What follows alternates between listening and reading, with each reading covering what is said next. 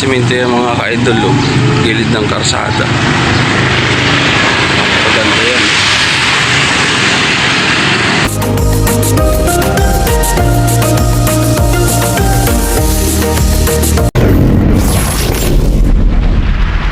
Sa akin pa ito mga ka-idol, at nandito po tayo sa Tansa na Botas mga ka-idol. Nandito papakita ko pa mga ka-idol sa inyo yung barkong bahay mga ka-idol, oh.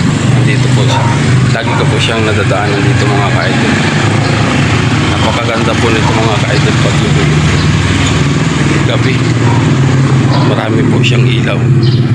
Ito po mga ka-idol, oh. Ka-idol yung barko na bahay mga ka-idol, oh. Napakaganda, oh. Akala mo talaga siya ay totoong barko. Ayan ang mga ka-idol, oh. Lapitan pa natin mga ka-idol. Akala mo may angkla pa yan. Sa simento yan mga ka-idol, oh. Gilid ng karsada. Napakaganda yan. Akala mo totoong barko talaga. Oh. Ang ganda. Maliwanag to pag yung gabi mga ka-idol. Ayan o mga ka-idol, oh. Ang ganda, no?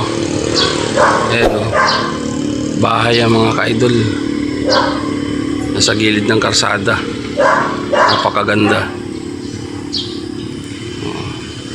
Yan ay pag yung gabi marami siyang ilaw. Yan o. Kala mo totoong barko, may pinakangkong pa yan dun sa unahan. Ayan, napakaganda, oh. Yan, oh.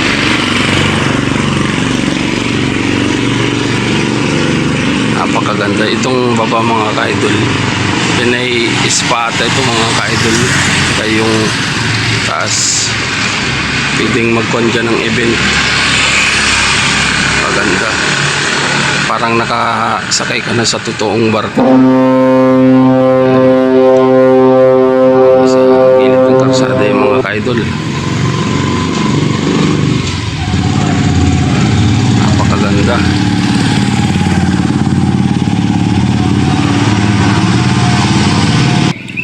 Kaya kung gusto niyo makita mga ka-idol, nandito lang yan sa Tansa na Botas mga ka-idol.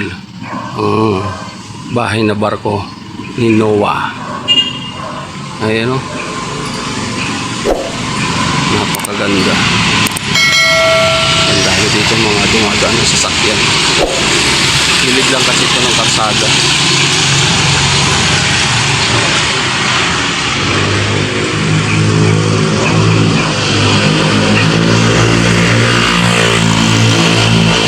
Ito pa naman po ay papuntang Sampaguita sa dulo.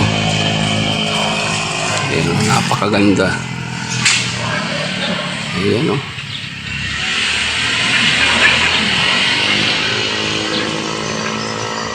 Ganda ng gumawa nito mga ka-idol. Sigurado yung mga ka-idol yung may-ari nito seaman, kaya nagpagawa ng ganito. Ayan, oh.